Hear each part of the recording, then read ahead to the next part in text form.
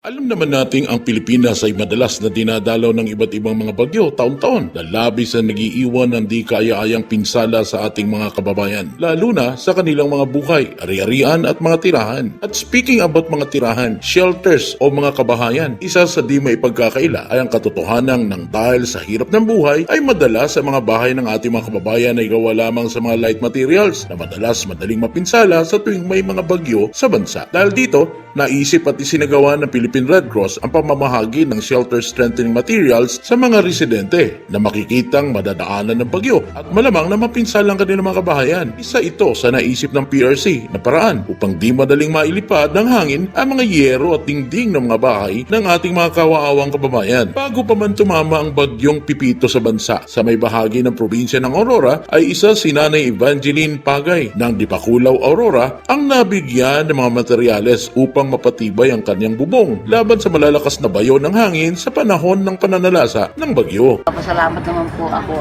may tali po akong naibigay. Ay kung wala po yan wala po yan lahat ubos. Hindi, wala po sigurong natira riyan.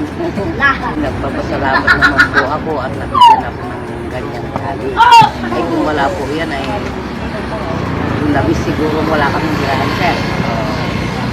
Kaya marami pong salamat.